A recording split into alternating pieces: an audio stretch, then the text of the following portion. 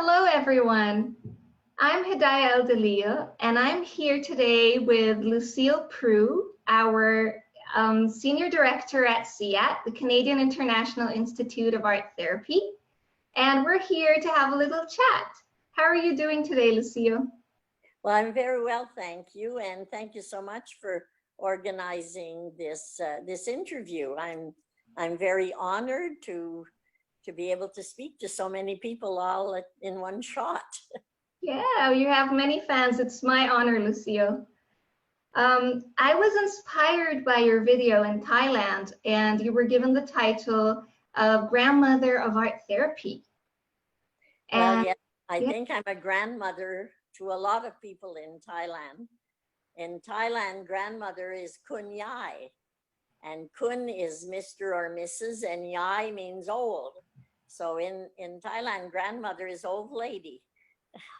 Right, right. So it's kind of funny because here, even seniors, they don't like to be called old ladies. But over there, it's quite an honor to be called the old lady of our therapy. Right, yeah. And you're also known as the grandmother of attachment here in Canada. Yes, but here it's just a grandmother of attachment. It doesn't have another connotation. Yes, yes. And you're also a mother of 8, a grandmother of 18, and a great-grandmother of 8. Yes, it seems like 8 is the number now that manages my life somehow. I don't expect the 9th in the near future, so we're at 8 right now. It's funny because, you know, I was the youngest of 9 in my family. Wow. And I grew up in Ottawa. I had never seen a mountain or an ocean growing up. And as a teenager, I had one desire, and that was to see the Rocky Mountains and to get married and have children. Some of that, I think, was brainwashed into me because that's what people of my age did in those days. And at 20, I was married to a gentleman who was in the Navy and who was being sent out to Victoria for a training session. And so at 20 years old, I saw the Rocky Mountains. At 21 years old, I had my first baby. After that, everything has been a bonus. Everything that I've never even imagined or thought I would want has come to me quite easily. I had to work for it, but the opportunities just kept popping up. So I've been very, very grateful for that. Wow, wow. And so tell us a little bit, what was your experience like mothering 8 children? Well, I'll tell you, it's always the first one, eh? The first baby makes you into a mother, and the first grandchild converts you into a grandmother. Babies have magical moments, and then the first great grandchild makes you into a great grandmother. Yeah, that's right. and the rest of them are just as special, but they're not that first one. That first one, when you become the grandmother, I have a daughter who has become a grandmother of the 8th child, and his name is Henry, so I call him Henry the 8th, and believe me, he's a king in his house. Wow. And my daughter often talks to me about her wonderful feelings of being a grandmother. 2 of my daughters are grandmothers now, and one of my son has been a grandfather for quite a few years. It is just that attachment that brings me to being the grandmother of attachment, because I think attachment has been part of my life. I think that the attachment I have had to my children, my grandchildren, and now my great-grandchildren, and my attachment I have had to people in general. So in Thailand, I became the grandmother of many children out there, and many of my students. And so I accept the titles quite easily because they are me. I feel that grandmother of art therapy and of attachment are kind of woven into my life. Mhm. So they're part and parcel of who I am today. And it's just a wonderful way to go into old age and to have these titles given to you. You know, before I went to university, because I was married at 20 and I had babies until I was 44, I wasn't able to go to university until I was 50 years old. Wow. So, but before I went to university, I worked in the community a lot with parents and parents with children. And sometimes they would ask me to go and talk about different parenting themes. And I would go, there'd be a blackboard, and I would write my name, Lucille Proulx. By then I had a master's degree. So I'd put Lucille Proulx. I didn't have my master's degree. I'd put Lucille Proulx, M-A-M-A, okay, G-R-M-A, and then people would look at that and say, what are those letters? Well, Mama and Grandma. Those were my titles. Those were my letters. I'd worked hard and I had earned the name of M-A-M-A and of G-R-M-A, you know, so Wow. they used to get a big kick out of that, and it made them value themselves as being a mother or a grandmother as well. Yeah, yeah. And do you have any highlights on from your journey as a mother? Anything that stands out when you were mothering your children? Anything you'd like to share with us? What were you like as a mother? I think I had fun. As a matter of fact, as a mother, I played a lot with my children. And if there's one thing that stands out is the negative comments I used to get from my friends and my family. They'd say, you play too much with your children. You're going to have a hard time with them. They won't listen to you. And then I ended up getting a job at Montreal Children's Hospital in the Department of Psychiatry, teaching mothers how to play with their children, because they needed to play with their children in order to create the attachment and in order for their children to listen to them and to sort of follow through with any rules and regulations. By playing, you're also teaching rules and regulations, because games do have that. So I think as far as for me with my children, there are so many special moments that it's hard for me to pick out just one. And then I'm thinking, if my children listen to this, one will say, well, why didn't you pick out one about me? Yeah. So, but one of the, I suppose, highlights of my grandmothering that happened to me just recently is I went to Montreal on my way up north to Abitibi-Témiscamingue to do a lecture on attachment. And my two grandsons in Montreal are hockey players. Uh-huh. And the team at Rouyn-Noranda had just won the title of that year for hockey.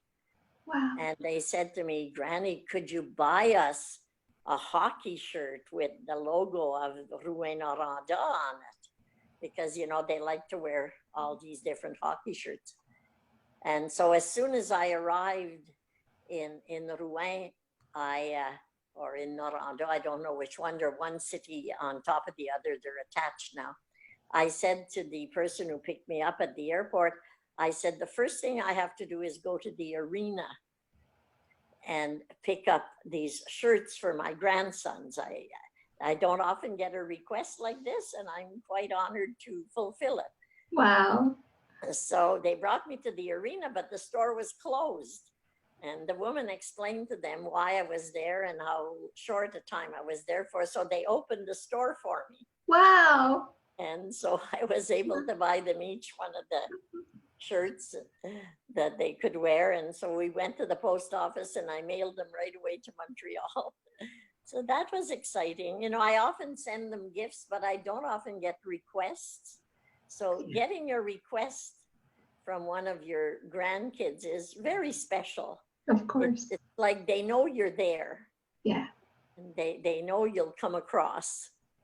You know, usually they know I'm the grandmother who always brings surprises. So they know that I will bring a surprise. So they never usually ask me for anything special. But that was very special for me to do this. Wow. Wow. And what kind of advice, if any, would you give mothers today, Lucille? Because mothering today is very different to mothering when you were, when you were parenting your children. Well, mothering today is not just different, it's different in every way. Remember, I had a baby in 1953, and then I had twins in 1975. Well, even how you dressed your baby, the formula you made, the diapers, whole thing had changed, the whole thing had evolved. Yet, there seems to be less time and less pleasure, it seems. I'm sure some parents do have a lot of pleasure with their children, but there's less time for it. And I see a trend where, and I think it all has to do with styles, but babies are made to be grown up so quickly.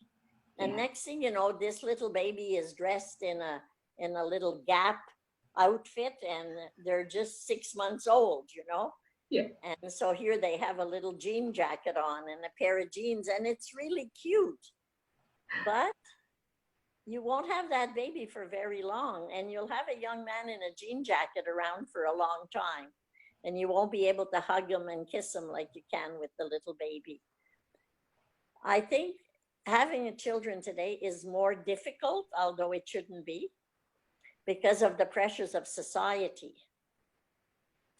Not only that, but like people my age, most people have had 6 children that are my age, because the birth control pill came out in the 60s and we all jumped onto the bandwagon. And then I got pregnant for twins on the birth control pill. So I still had 8. But most people my age, most people in their 80s that have had a big family have had about 6 children. Yes, I think parenting today is more difficult for more than one reason, but 2 main reasons is most parents are working. So the time that they have with their child at home is shortened. And then the other reason is you don't have the camaraderie of parenting that you had in my day. You know, one of the things I remember we were living in Newfoundland. I didn't have family or mother or father around me or sisters or brothers.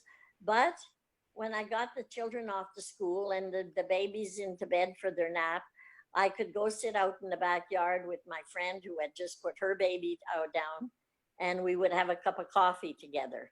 Then the girl from next door would come over, and we'd be 3 or 4 before you know it, being able to talk about babies or talk about other things. We had that camaraderie that you can't seem to have today, because when you do get your child brought to the daycare, then you're at work and you're in another world and you're in another way of thinking. Yes. Totally disconnected from child rearing. Then when you come home, you have to instantly reconnect to child rearing.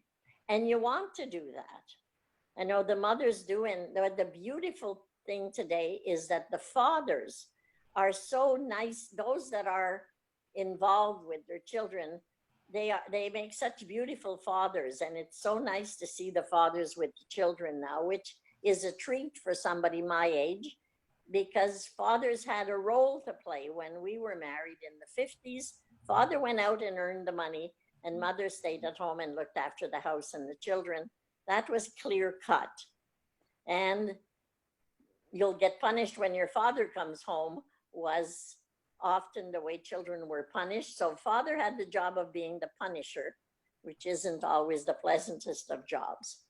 Yeah. So young men today all over the world, I've seen it in Thailand, I've seen it in Japan and in Egypt, fathers today have been given permission by mothers to get involved because mothers can't do it all by themselves anymore. Absolutely. And so they do get the help of their husbands, whereas for us, that was our territory. Don't you dare cross that line. This is my kitchen. These are my kids. Yeah. And so we did them a great disservice because I'm sure there were fathers in those days who involved themselves as much as we allowed them to. But now, because of the stress on the mothers that have to be working also, there's a more of a say, yeah, come on in, I need your help. Yeah. I know, we all know that you've written many books about art therapy and attachment. And I'm going to share my screen. And I don't know if all your fans know that you've also written Oh, yeah. Yeah, you've written books about parenting. Yes, I wrote this book on twins and toilet training. Yeah. The toilet training book was sold quite broadly in the USA because I was involved with the Ottawa Twins Parents Association. And through them, I found an outlet in the US that sold my book. So I did a lot of toilet training in the US as well. Wow. This book could have a lot of value now because people are using more. So is it this one, Toilet Training with Love? That's the one, yeah. Yes, yes. And it's been translated into French. Wow. In French, we call it pipi popo. Yeah. Yeah. It's just something it's hard for me to explain, but when I finished a big, difficult job, it seems important for me to write it down. Yeah. And the toilet training was my first book because I had been asked by the Parent Preschool Resource Center to come in and do a workshop on how to toilet train your child. And I went in and did the workshop, and it was very successful. And somebody asked me if I had some literature on it. And at first I thought, oh, well, I'll write it up on a piece of paper and give it to them. And then I thought, oh, well, I may as well write a book. And my daughter, Diane, loved to do graphic art. So she did all the designing of the little people in the book. And it's quite funny. And actually, Dr. Freud's grandson, Dr. Ernest Freud, came to the hospital at Montreal Children's one year and did some goop with me. And he wanted to see my book. So I sent him copies of the toilet training book, and we had done some goop together. Anyways, he said he wished his mother had had that book when he was growing up, and he wouldn't be so, because he's a very obsessive type of man. He said he figured it had something to do with toilet training, and he liked the way I wrote that book in quite an amusing manner. And so it was nice to get some comments from a Dr. Freud, even if it wasn't Sigmund. Yeah. And then, well, when the same was with the twins, once the twins were born, I got involved with the Twins Parents Association, and I used to lecture across Canada at different conferences. And so at one point, the necessity of having a book, because people wanted something they could put their hands on. So that's when I wrote that book. Wow. And then when I finished my work at Montreal Children's, I saw the necessity to put that. So that was my first book on attachment. Yeah, So your other books have also been translated into many languages. Well, the first book I wrote on attachment, strengthening emotional ties through parent-child dyad art therapy, has been translated in Hebrew and in Arabic. Mm-hmm. So I'm quite proud of that. Yes. But funny, it's never been translated in French. Okay. So there's a group of my former students that are now professionals that are taking it in hand and planning to translate it. Wow. Although it's kind of a little bit, I am writing a revised edition of that book because I feel I could add a bit more to it. Although it's been quite popular the way it is, I just thought I should do a second edition now. So most likely the second edition will get the translation. Wow. So we're going to look forward to that. Yeah, it's well underway. Oh, great. And as we wrap up the interview, Lucille, is there anything you'd like to share with all your fans and students and followers all over the world? Well, just enjoy Mother's Day. And all I hope to have on Mother's Day is at least 8 phone calls. Wow. I usually get 8 bouquets, but I don't need that many. I like to connect with each and every one of my children on Mother's Day and grandchildren if I can. But my family's spread out across Canada and I can't hope to see them all, which would be a treat if it was, but their mothers also, and some of them are grandmothers. So they've got their own family units to deal with, and it's important that they be with them. But yes, just enjoy it. It's nice to be a mother. It's nice to be honored as a mother. Just accept it, because as mothers, we're used to giving. It's hard sometimes for us to receive, but we have to just be able to say thank you. Yes, that's so true. Yeah. And thank you for your time, Lucille. This will definitely be one of many interviews to come. Well, thank you, Hedaya, for taking this time. Have a happy Mother's Day. Thank you. Thank you. Same to you, Lucille. Thank you so much. All right. Bye-bye. Bye.